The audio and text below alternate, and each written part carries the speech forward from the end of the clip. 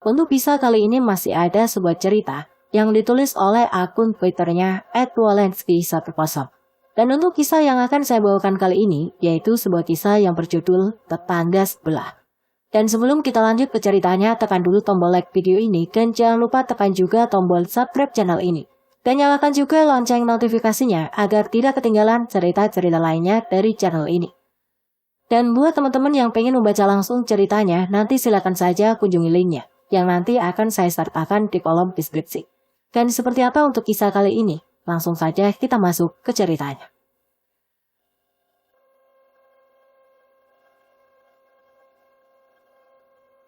Pak, Toro dan Wati terkejut sampai bangun dari tidurnya.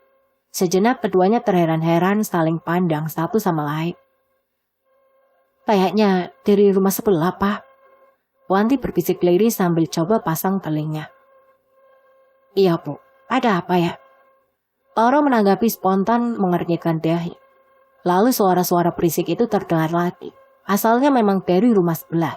Suara tamparan dan pukulan yang berulang-ulang. Dibarengi suara tangis seorang wanita yang terdengar pilu memohon ampunan. Ampun, Mas. Ampun. Toro bangkit dari tempat tidur.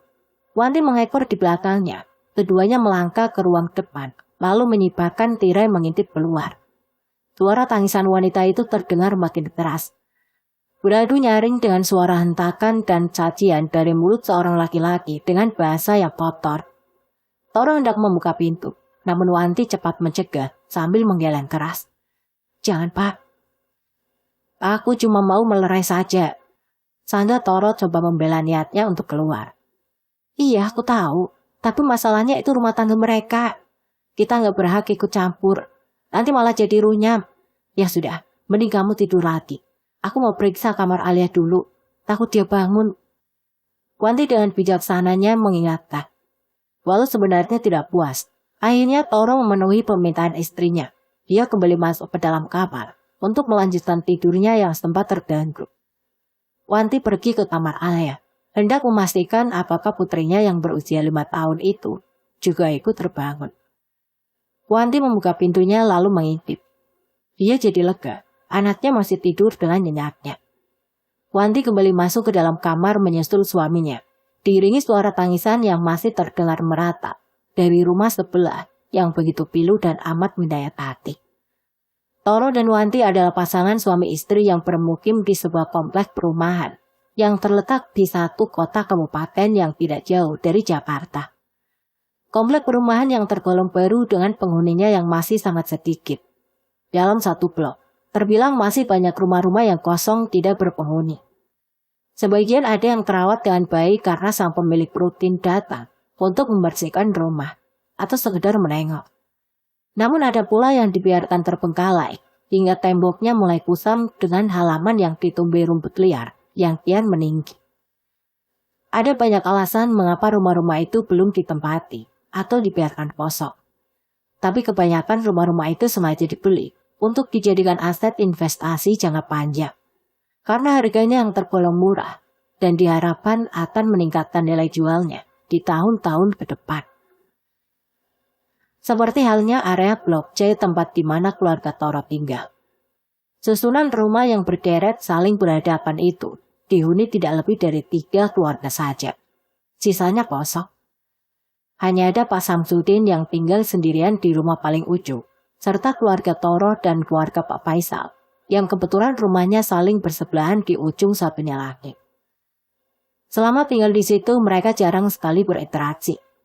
Tapi wajar saja, karena Pak Samsudin seorang pedagang yang jarang ada di rumah. Dia sering pergi keluar kota, keluarganya pun masih ada di Sumatera. Sedangkan Toro adalah seorang buruh pabrik yang sering pulang malam. Lalu Pak Faisal, yang entah apa pekerjaannya, jarang sekali keluar rumah. Tapi biar begitu, Toro tetap coba menjalin silaturahmi dengan tetangganya, yang hanya segelintir orang itu. Dia sesekali mengunjungi rumah mereka pada saat dia libur kerja, demi terciptanya rasa keakraban. Pak Samsudin yang ternyata amat ramah pun menyambut niat baik Toro. Dia juga kerap balas berkunjung, bila sedang ada waktu luang. Namun tidak dengan Pak Faisal. Sejak tinggal di situ, dia dan keluarganya hampir tidak pernah keluar rumah. Mereka hanya keluar bila ada keperluan saja. Tadinya Toro heran kenapa Pak Faisal dan keluarganya seperti membatasi diri. Tapi Pak RT sempat cerita, kalau Pak Faisal terjerat hutang yang lumayan besar, hingga membuat dia dan keluarganya sengaja pindah dari Jakarta untuk menghindar dari kejaran para penagih hutang. Di rumah Pak Faisal ada beberapa orang anggota keluarga. Ada Bu Mirna, istrinya Pak Faisal. Ada Feby, putri mereka satu-satunya yang berusia sebaya dengan Alia. Dan ada Bu Fatima, ibu mertua dari Pak Faisal yang sakit stroke hingga harus duduk di kursi roda. Dari kesemua orang itu hanya Feby yang kadang main keluar rumah. Itu pun hanya ke rumah Toro untuk bermain bersama Alia. Sepertinya Pak Faisal tidak tega terus mengurung putrinya di dalam rumah. Barangkali dia sadar, biar bagaimanapun, Feby adalah seorang anak yang butuh teman dan ruang gerak yang lebih luas, agar bisa tumbuh kembang sebagaimana semestinya. Toro pun tidak keberatan karena putrinya jadi punya teman bermain di lingkungan yang masih lengang ini. Toro juga sempat beberapa kali berkunjung ke rumah Pak Faisal demi terciptanya iklim bertetangga yang harmonis. Namun semua usaha Toro itu ternyata tidak mendapatkan balasan yang setimpal. Pak Faisal begitu menyebalkan. Saat Toro berkunjung, Pak Faisal tidak terlalu antusias dalam menerima tamunya itu. Dia terkesan malas-malasan menjawab bila diajak ngobrol. Hanya Bu Mirna yang coba bersikap ramah, layaknya tuan rumah yang baik. Akibat dari sikap Pak Faisal itu, Toro jadi enggan untuk datang kembali. Dia lebih memilih berkunjung atau ngobrol dengan Pak Samsudin yang memberi respon jauh lebih ramah. Tapi kadang Wanti sering coba bertegur sapa dengan Bu Mirna saat wanita itu pulang dari pasar atau sedang membawa ibunya keluar berjemur di pagi hari. Sebenarnya Bu Mirna ingin menanggapi dan ngobrol lebih lama, namun baru sebentar Pak Faisal kerap sudah berteriak memanggil dari dalam rumah, meminta istrinya untuk segera masuk. Namun malam itu terdengar suara ribut-ribut dari rumah Pak Faisal. Suara pukulan dan tamparan yang disertai suara tangisan Bu Mirna yang meratap memohon ampun. Membuat Toro jadi tidak tega dan sempat berniat untuk melerai sebelum akhirnya dilarang oleh Wanti. Esok harinya Wanti yang pagi itu sedang menyapu halaman, melihat Bu Mirna yang keluar rumah sambil mendorong Bu Fatima yang duduk di kursi roda. "Selamat pagi Bu Mirna." "Selamat pagi Bu Fatima. Mau berjemur ya?" Wanti menyapa dengan ramahnya. Bu Mirna membalas dengan senyuman tertahan sambil mengangguk. Bu Fatima tidak mampu merespon karena wanita tua itu memang kesulitan bicara semenjak dia sakit. Wanti coba mendekati mereka untuk bisa ngobrol lebih intim lagi. Tapi Bu Mirna nampak gugup saat Wanti datang mendekat. Wanita itu terus menunduk seolah coba menyembunyikan wajahnya. Wanti yang tadinya hendak melanjutkan obrolan, langsung terkejut saat melihat wajah Bu Mirna yang nampak biru lebam, dengan beberapa luka menghiasi kening dan juga bibirnya. "Ya Allah Bu, itu mukanya kenapa?" tanya Wanti sampai merinding ngilu. "Semalam saya jatuh Bu," jawab Bu Mirna sekenanya terdengar malu. Wanti cuma mengangguk, walaupun dia tahu kalau sebenarnya Bu Mirna bohong. Namun sengaja ia tidak ingin membahasnya lebih lanjut, demi menjaga perasaan tetangganya itu. Tiba-tiba Feby datang setengah berlari keluar dari dalam rumahnya, dengan rambut yang masih basah dan bedak yang nampak ceremotan. "Tante, Alia udah bangun belum? Feby mau main sama Alia." "Sudah sayang, Alia sekarang lagi sarapan sambil nonton TV. Kamu langsung masuk aja ya ke rumah," jawab Wanti setengah membungkuk sambil tersenyum. Anak itu pun langsung berlari dengan riangnya masuk ke dalam rumah Wanti sambil berteriak, "Alia, main yuk." Wanti tersenyum lalu kembali melanjutkan obrolannya dengan Bu Mirna yang sempat terputus. "Pak Faisal sudah berangkat Bu." Wanti coba berbahasa basi sambil tersenyum kepada Bu Fatima yang nampak lemah duduk di atas kursi roda. Enggak Bu, suami saya masih tidur," jawab Bu Mirna sambil terus menundukkan wajah. Namun tiba-tiba terdengar suara Pak Faisal yang sepertinya sudah bangun dan langsung berteriak keras memanggil dari dalam rumahnya. "Mirna, ngapain kamu di situ?" Bu Mirna terkejut lalu jadi gelagapan sendiri. Dia dengan paniknya bergegas masuk ke dalam rumah hingga tanpa sadar meninggalkan ibunya yang masih di luar bersama Wanti. Lalu dari dalam sana kembali terdengar suara Pak Faisal yang menghardik dengan lantang dan kasar. Dasar kublok, kenapa ibumu gak sekalian kamu bawa masuk? Lagi-lagi terlihat Bu Mirna melangkah tergesa-gesa keluar rumah, menghampiri ibunya dan Wanti, yang cuma bisa diam tidak berani berkomentar. Maaf Bu, saya masuk dulu. Bu Mirna pamit dan langsung membawa ibunya masuk ke dalam rumah. Wanti cuma bisa geleng-geleng kepala dengan hati miris, melihat kejadian yang baru saja dia saksikan. Lalu muncul Pak Faisal di depan pintu. Sesaat dia meratap dingin ke arah Wanti, yang coba melemparkan senyuman ramah. Tapi alih-alih membalas, lelaki itu malah kembali masuk lalu menutup pintunya rapat-rapat. Astagfirullah. Pak, kasihan ya Bu Mirna. Wajahnya habis dipukulin sama suaminya. Ucap Wanti sambil meletakkan segelas kopi di hadapan Toro yang sedang menonton TV di dekat Alia dan Feby yang tengah asik main boneka. Kok tega ya Pak Faisal menyiksa istrinya seperti itu? Ada masalah apa sih mereka? Jawab Toro sambil meraih gelas kopi, lalu meniup isinya demi meredam hawa panas. Gak tahu Pak, lawang tadi aku sempat nanya Bu Mirna, tapi dia malah nutup-nutupi. Dia cuma bilang kalau dia jatuh. Panas banget. Toro cuma bisa geleng-geleng kepala, lalu lanjut menghirup kopi dari gelasnya. Kemudian dia mengganti channel TV yang sudah ditinggal Alia dan Feby, pindah main ke kamar Alia. Hingga beberapa hari suara-suara ribut dari dalam rumah Pak Faisal masih terus terdengar. Seringnya malam hari, tapi tidak jarang pula siang hari, membuat Wanti yang sehari-hari ada di rumah cuma bisa mengelus dada. Setiap kali ribut, Feby acap kali datang ke rumah mencari Alia. Sepertinya dia amat terganggu dengan suara berisik yang ada di rumahnya, hingga sengaja pergi menghindar demi mencari ketenangan. Sampai pada suatu hari suara-suara ribut itu tidak terdengar lagi. Hari itu rumah Pak Faisal nampak lengang. Pintu dan jendelanya tertutup rapat. Pagarnya pun masih dikembok, membuat Wanti jadi heran sendiri. Tadi seharian rumah sebelah sepi. Pagarnya juga masih dikunci. Si Feby juga tumben gak main ke sini. Kenapa ya? Tanya Wanti pada Toro yang malam itu baru saja pulang kerja. Mungkin masalah mereka sudah selesai. Atau barangkali mereka sedang pergi ke Jakarta. Mereka kan katanya masih punya rumah di sana. Sudahlah, gak usah ngurusin mereka. Lagian kan kamu sendiri yang bilang kalau kita gak perlu ikut campur. Wanti cuma bisa diam sambil tertegun. Suaminya benar, namun entah mengapa dia jadi khawatir, terutama dengan Bu Mirna dan Feby. Pikirannya jadi ngelantur kemana-mana. Apa jangan-jangan ada yang sakit, atau malah Bu Fatima yang kenapa-napa. Tapi akhirnya Wanti coba menepis semua prasangka buruk dan berharap kalau mereka baik-baik saja seperti yang tadi suaminya bilang.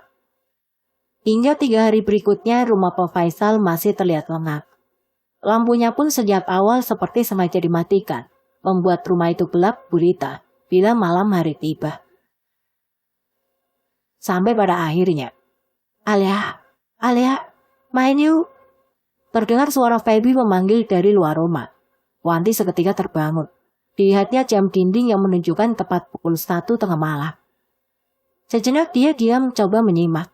Lalu suara Feby kembali terdengar memanggil-manggil dari luar sana. Alia, main yuk. Feby, kok malam-malam begini? Batin Wanti bertanya-tanya. Dilihatnya sang suami yang masih tertidur kelelahan di sampingnya. Dia tidak tega untuk membangunkan. Akhirnya dia sendiri keluar kamar. Wanti menyibak tirai jendela lalu mengintip. Di sana dilihatnya Feby yang diam berdiri mematung di tepi jalan, persis di depan pintu pagar yang tertutup. Wanti langsung memutar anak kunci lalu segera membuka pintu.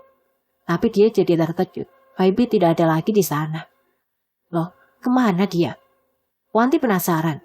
Bergegas keluar melintasi teras lalu berdiri di depan pintu pagar sambil selingukan mencari-cari. Namun sepi. Feby tidak ada. Hanya ada jalanan lengang yang temaram, diterangi cahaya lampu yang redup. Wanti bingung. Dia berpikir hingga akhirnya berkerut. Dia yakin kalau tadi melihat Feby. Tapi sekarang anak itu kemana? Benak Wanti berontak minta jawaban. Lalu dia melongok ke rumah sebelah, tapi sepi. Lampunya pun mati. sama seperti beberapa hari belakangan ini.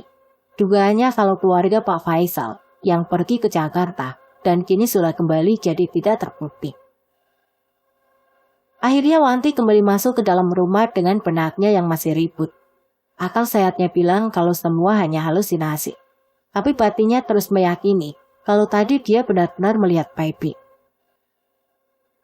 Malam berikutnya Wanti yang baru pulang mengaji dari masjid dengan mengajak Alia. Jadi heran ketika Alia tiba-tiba berteriak memanggil saat mereka baru saja tiba persis di depan pintu pagar rumah. "Baby, kamu lagi ngapain?" Melihat hal itu Wanti kaget langsung bertanya. "Kamu manggil siapa, Nak?" "Itu Bu, Baby lagi main sendirian. Padahal kan di sana gelap. Ngapain dia main di situ?" Jawab Alia sambil menuju ke arah sebuah rumah kosong, tidak jauh dari tempat mereka berdiri. Wanti ikut melihat ke arah yang Alia tunjuk, tapi dia jadi bingung sendiri karena merasa tidak melihat apa-apa. Seketika hatinya jadi khawatir. Kamu salah lihat kali. Di sana nggak ada siapa-siapa." "Itu Bu, masa Ibu nggak lihat? Baby lagi dada-dada panggil Alia. Alia boleh main gak Bu? Sebentar saja, kasihan Baby sendirian." Demi mendengar hal itu, bulu kuduk Wanti langsung merinding. Dia menduga kalau Alia sedang melihat hantu. Sesuatu yang selama ini dikhawatirkannya mengingat banyaknya rumah kosong di sekitar sini, yang orang bilang sering jadi tempat para demit dan makhluk halus bersarang. Tanpa banyak bicara, Wanti langsung mengajak putrinya masuk. Alia pun menurut.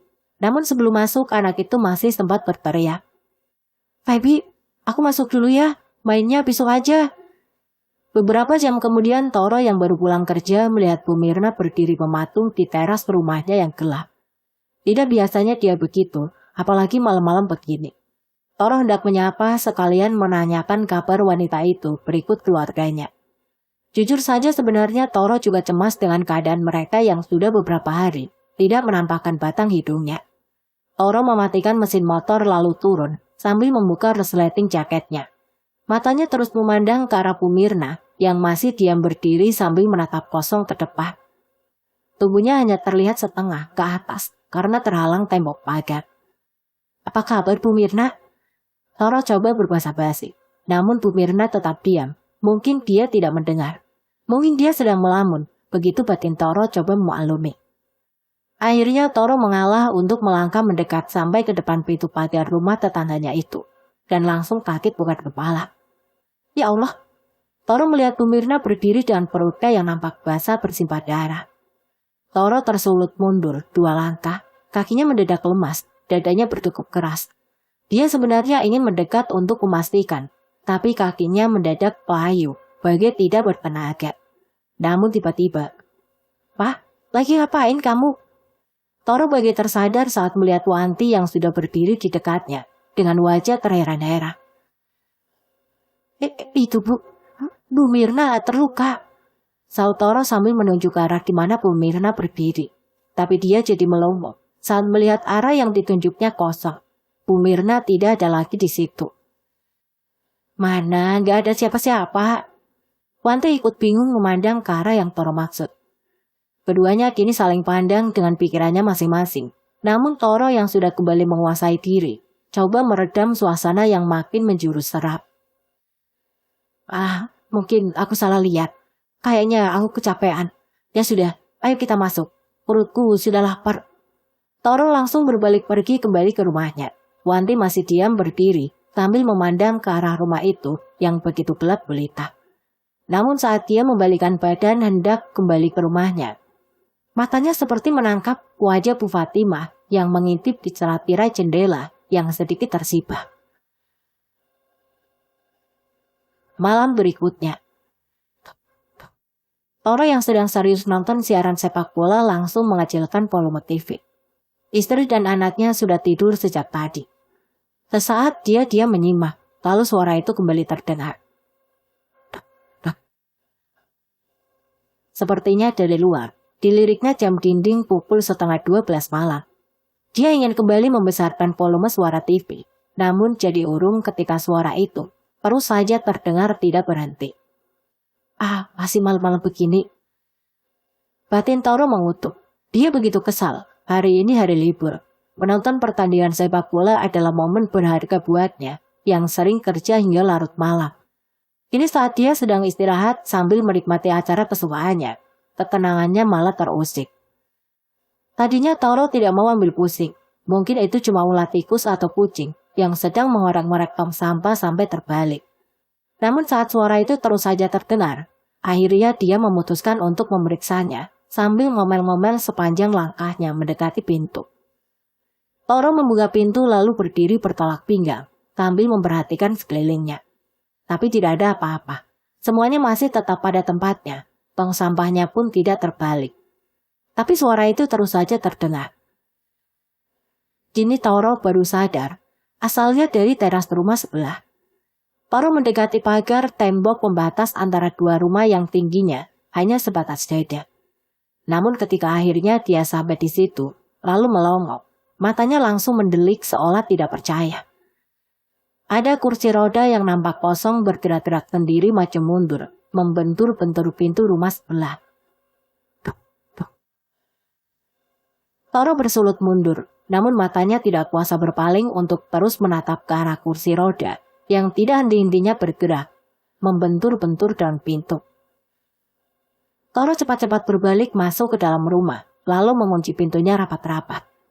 Sejenak dia masih berdiri bersandar di balik pintu, dengan detak jantung yang melonjak drastis. Toro yakin dengan apa yang dilihatnya. Namun akalnya tidak kuasa menjelaskan. Apa itu tadi? Apakah aku baru saja melihat hantu? Begitu pikirnya coba menerka-nerka. Tapi dia tidak bisa menemukan jawabannya. Dia ingin sekali kembali ke sana, sekedar untuk memastikan. Namun pikirannya yang tidak karuan tegas melarang. Akhirnya dia mematikan TV, langsung masuk ke dalam kamar, berniat untuk tidur demi melupakan peristiwa tadi. Pak, kamu cium bau bangkai nggak? Tanya Wanti pada Toro yang pagi itu baru saja duduk hendak sarapan di meja makan. Iya Bu, ada tikus mati di mana ya? Toro urung menyuap nasi karena jadi kehilangan selera. Coba dicari dulu Pak, mumpung belum berangkat. Masa seharian aku harus melekok nyium bau bangkai begini sih? Toro bangkit lalu mulai mengendus mencari sumber bau di seluruh sudut rumah. Namun dia tidak menemukan apa yang dia cari. Sampai akhirnya hidungnya menuntun untuk melangkah keluar, saat bau itu justru kuat tercium dari arah luar sana. Di depan rumah diperhatikannya sekeliling sambil berdiri dengan hidung kembang kempis. Lalu matanya tertuju pada tong sampah yang terbalik, dengan isi yang tumpah berjajaran kemana-mana, persis di depan rumah Pak Faisal. Toro langsung menduga kalau ada tikus yang mati di dalam tong itu. Dia pun mendekat, lantas coba memeriksanya dengan setangkai ranting yang kini ada dalam genggamannya. Tapi Toro tidak juga menemukan apa-apa. Namun bau itu kini justru tercium dari rumah Pak Faisal. Gimana Pak? Ketemu? Teriak Wanti dari depan pagar rumah. Iya Bu, tapi kayaknya baunya dari dalam sana. Saul Toro sambil menunjuk-nunjuk ke arah rumah Pak Faisal. Walah, terus gimana? Orang rumahnya nggak ada. Masa bau begini mereka terang-terang aja? Balas Wanti sambil melangkah mendekati suaminya. Ya mana aku tahu Bu. Kamu kan lihat sendiri. Sudah beberapa hari ini rumahnya sepi. Lalu Toro. Aduh terus gimana Pak? Masa kita diem aja? Apa nggak bisa kamu telepon Pak Faisal? Siapa tahu mereka nggak kemana-mana. Mungkin saja selama ini mereka ada di dalam rumah. Wanti kembali memberi masukan. Telepon gimana? Lah wong aku nggak punya nomornya.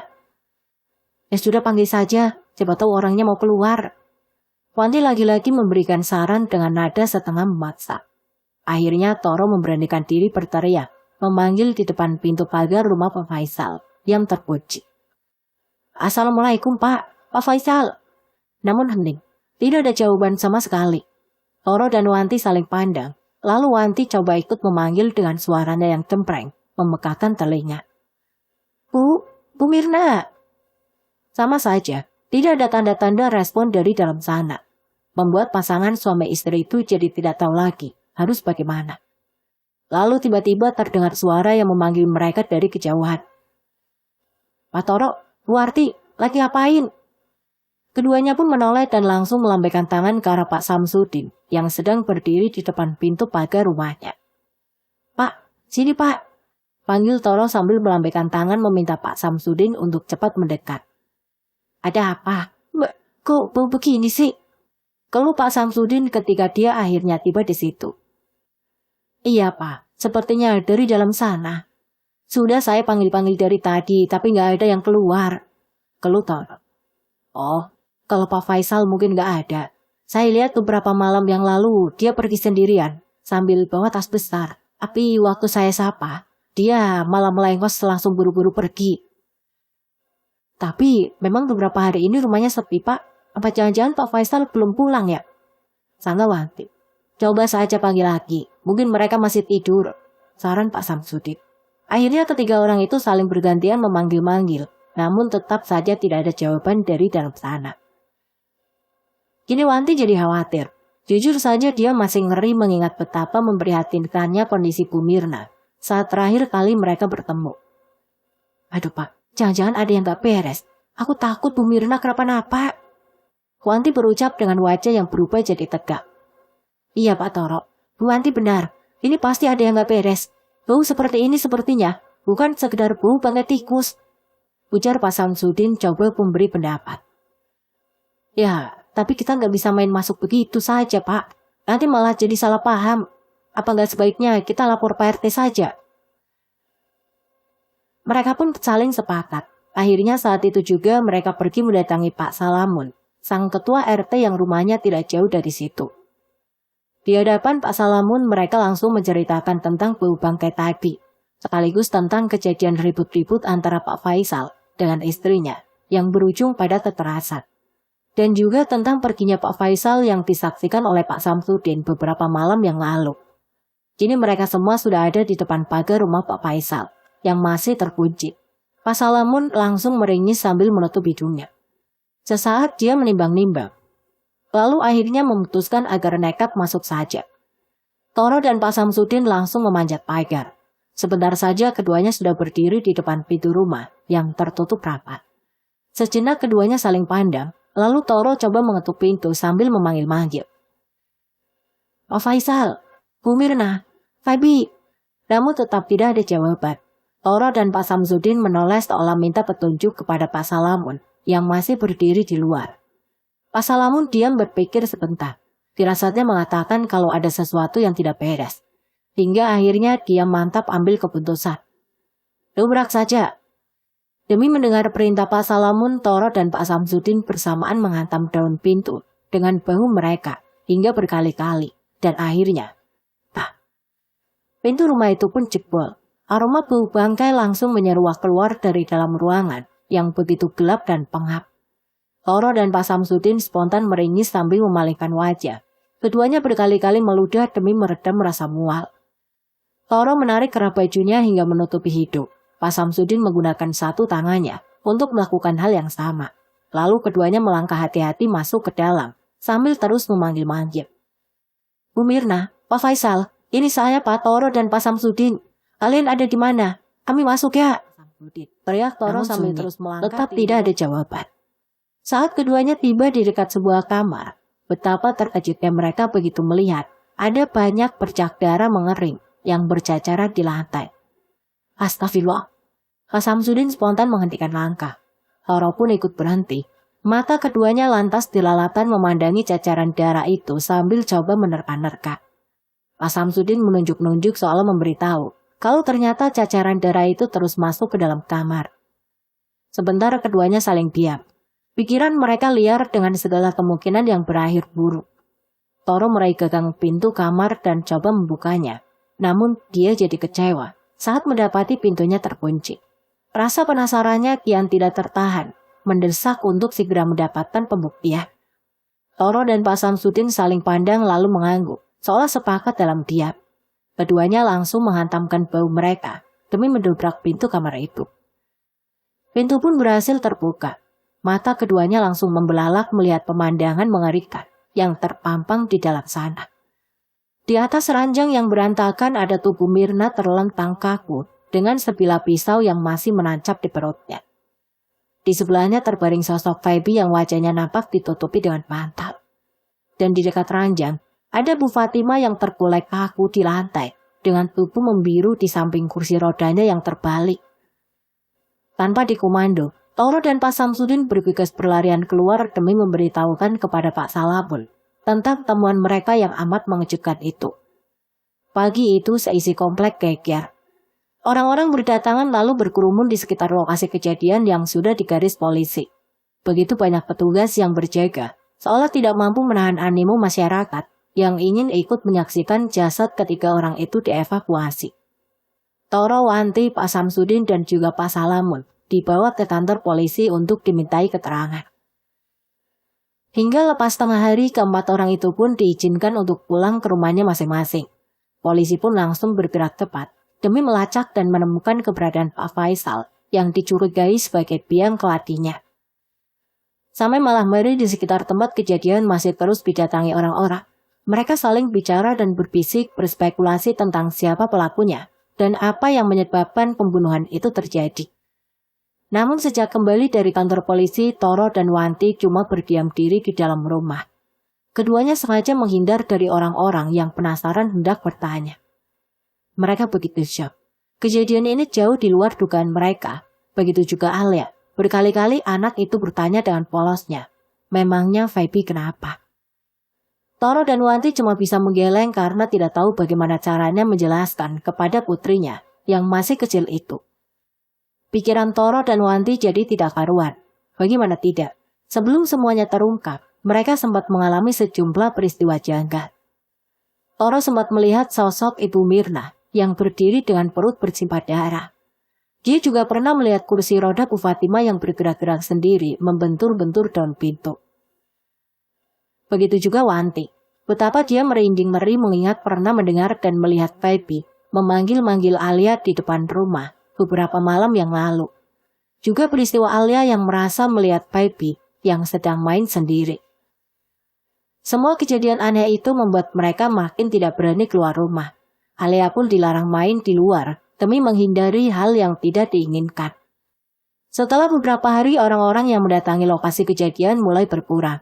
Hingga akhirnya tidak ada satupun orang yang datang lagi ke tempat itu. Awalnya Toro dan Wanti bernapas lega karena akhirnya mereka bisa kembali menemukan ketenangan.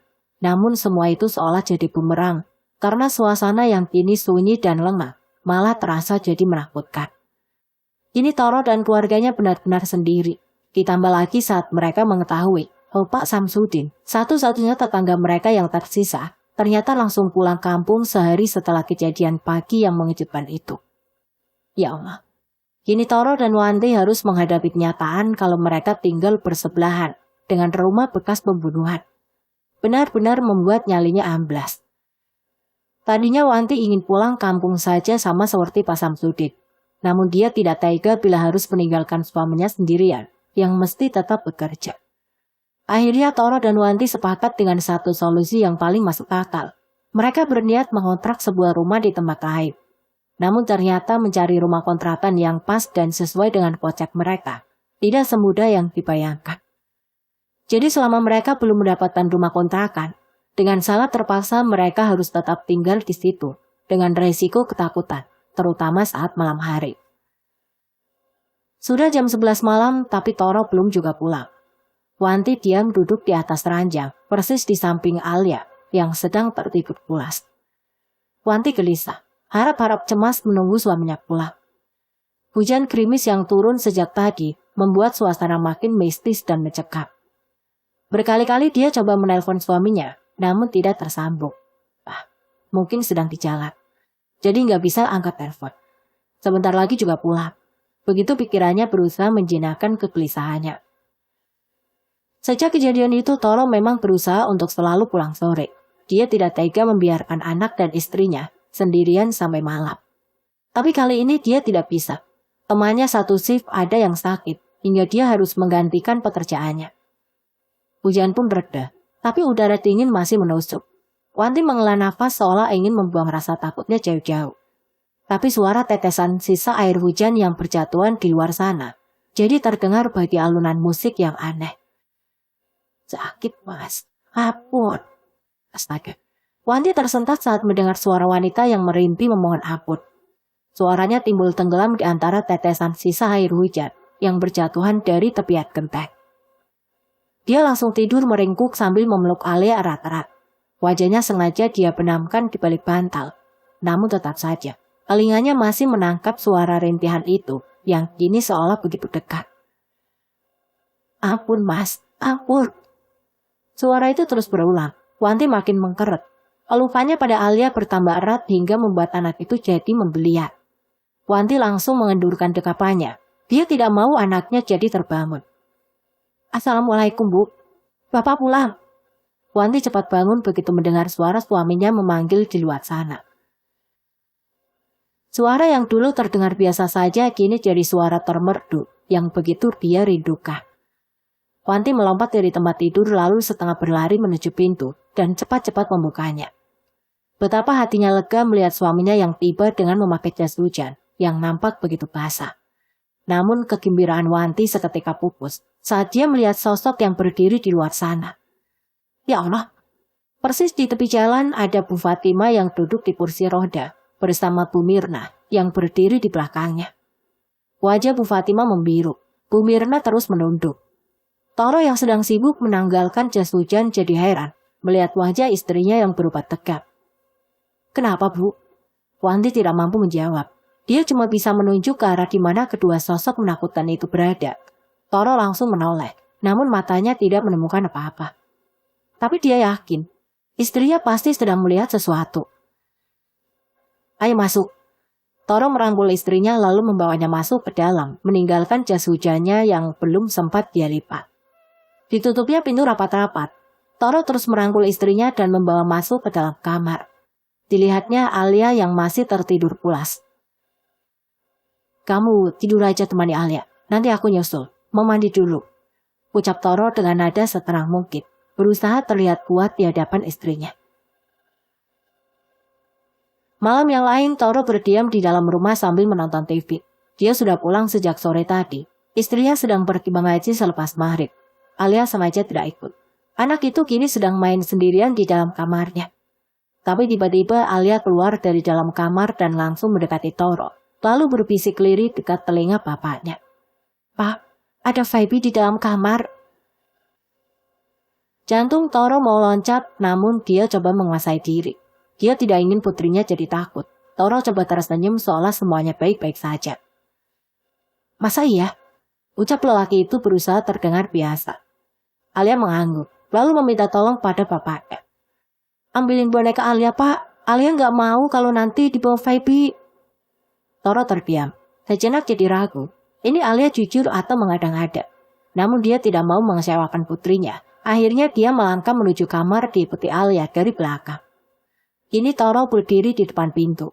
Alia sembunyi di balik kedua kaki Toro sambil mengintip. Di mana?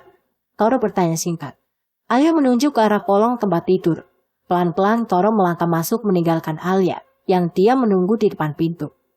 Kini Toro sudah ada di samping tempat tidur. Dia kembali menoleh ke arah anaknya. Alia pun mengangguk, seolah menyampaikan kalau bapaknya ada di tempat yang benar. Toro sejenak diam. Dadanya berdebar-debar. Walaupun Alia belum tentu benar, namun ketegangan ini tetap saja melelahkan nyali. Perlahan-lahan dia pun membungkuk, melongok ke kolong tempat tidur. Astaga! Toro seketika membatuk. Sekujur tubuhnya seolah jadi kaku. Ada Alia yang merengguk di bawah sana sambil memeluk boneka. Lantas anak itu berbisik lirih sambil jangan kasih tahu Feby kalau Alia ngumpet di sini. Nanti boneka Alia direbut lagi. Ucapnya sambil melirik ke arah pintu kamar. Ya Allah. Toro spontan menoleh ke arah pintu. Kosong. Tidak ada siapa-siapa. Toro bingung. Dia linglung. Lalu kembali melongok ke kolong tempat tidur di mana ada Alia yang masih meringkuk memeluk bonekanya erat-erat. Toro sadar ada yang tidak benar. Namun hatinya yakin kalau itu benar-benar Alia yang ada di kolong tempat tidur. Lalu yang tadi siapa? Membayangkannya saja Toro tidak berani. Toro langsung meminta Alia untuk keluar. Ayo sayang, jangan takut, ada bapak di sini. Alia menurut pelan-pelan keluar dari kolong tempat tidur, lalu menyorongkan kedua tangannya meminta digendong. Toro menyambut uluran tangan anaknya, lalu membawanya keluar dari dalam kamar. Assalamualaikum, Pak Toro. Wanti. Waalaikumsalam. Toro dan Wanti menyaut serempak. Wanti segera membuka pintu dan mendapati Pak Salamun yang berdiri di depan pintu pagar. Pak RT, mari masuk Pak. ucap Wanti sambil mendekati pagar lalu membuka pintunya. Pak Toro ada di rumah? Tanya Pak Salamun masih berdiri menunda langkah. Ada Pak, kebetulan hari ini dia libur. Jawab Wanti yang langsung mengantar Pak Salamun masuk ke dalam rumah. Pak Salamun, wah silakan duduk Pak. Tumben pagi-pagi begini sudah mampir kemari. Toro berdiri menyambut lalu mempersilahkan tamunya duduk. Iya Pak, saya ada berita baru. Pak Faisal sudah ketangkep. Jawab Pak Salamun sesaat setelah duduk di hadapan Toro, yang langsung tercengang mendengar kabar yang baru saja disampaikan. Yang benar Pak, gimana ceritanya?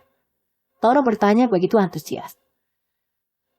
Kemarin saya dapat panggilan lagi ke kantor polisi. Di sana saya dapat info kalau Pak Faisal sudah ketangkep. Rupanya selama ini dia sembunyi di rumah familinya. Oh begitu, syukurlah. Tono berucap lega. Silahkan diminum Pak. Wanti datang sambil membawa air minum lalu meletakkannya di hadapan Pak Salamun. Bu, Pak Faisal sudah ketangkep. Ucap Toro. Ah, kapan? Di mana? Saut Wanti lalu duduk dengan wajah kaget dan mata yang membesar. Pak Salamun pun kembali menceritakan kabar berita yang tadi sudah dia sampaikan kepada Toro. Terus Pak Faisal ngaku nggak kalau dia yang bunuh? Kalau iya, apa sebabnya? Wanti memberondong Pak Salamun dengan semua pertanyaan yang selama ini membuatnya penasaran. Ya, dia laku, tapi motifnya itu loh. Saya nggak nyangka sama sekali. Jawab Pak Salamun yang membuat Toro dan Wanti jadi tambah penasaran. Memangnya apa sebabnya Pak? Tanya Wanti tidak sabaran. Pak Salamun akhirnya mulai bicara. Toro dan Wanti nampak diam serius menyimak. Jadi awalnya, sejak mereka masih tinggal di Jakarta, Pak Faisal itu sejak dulu ingin punya anak satu lagi. Pengennya si laki-laki, biar pas-pasang. Tapi sampai Feby besar, hasilnya belum ada. Bu Mirna belum hamil juga, padahal dia nggak KB. Lantas belum lama, kira-kira beberapa hari sebelum kejadian itu, Pak Faisal memutuskan untuk mengajak istrinya periksa ke dokter. Takut ada masalah. Tapi di sana Pak Faisal justru dapat kabar yang mencengangkan. Kabar apa Pak? Wanti menyela cepat. Ternyata Pak Faisal selama ini mandul. Dia jelas heran dan langsung marah. Lalu Feby itu anak siapa? Ya Allah, serius Pak? Toro minta diyakinkan. Cerita ini meleset terlalu jauh dari dugaannya.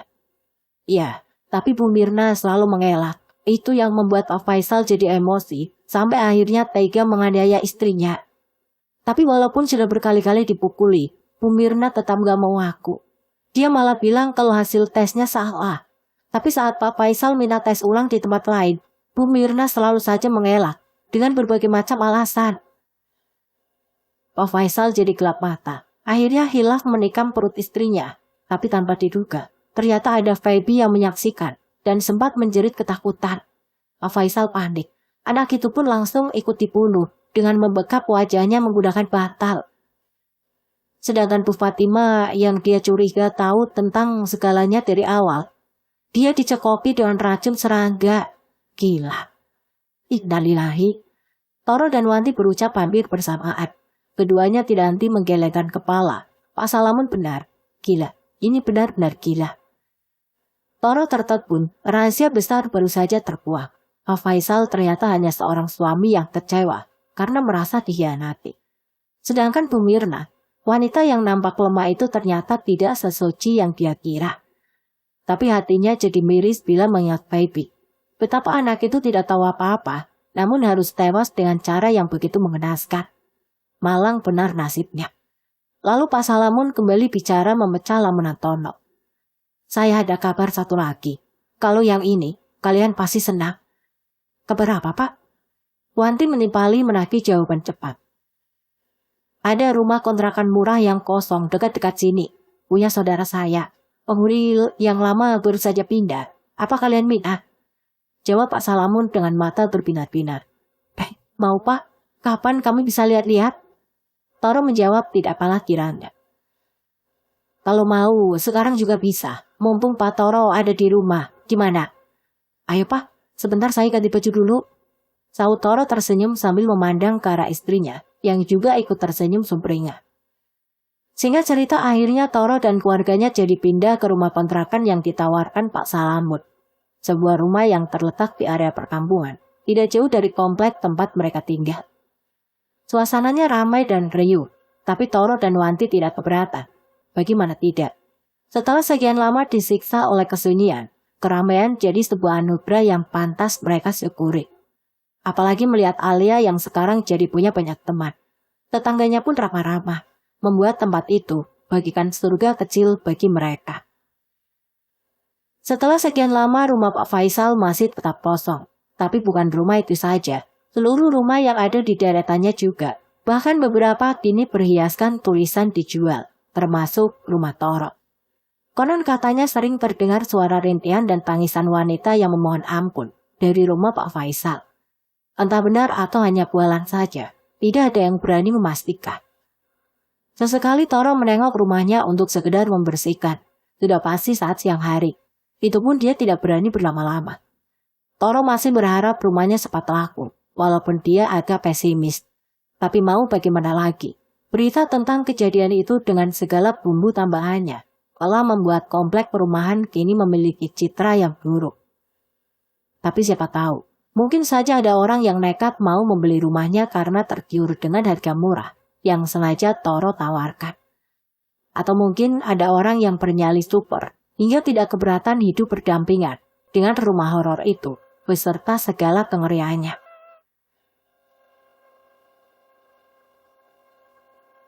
Oke teman-teman, sekian untuk kisah kali ini. Bagaimana menurut kalian tentang kisah ini? Tulis komentar kalian di kolom komentar. Dan semoga apa yang sudah saya sampaikan dalam kisah ini dapat dijadikan pembelajaran untuk kita semua. Dan buat teman-teman yang baru bergabung, jangan lupa untuk like, komen, share, serta subscribe channel ini.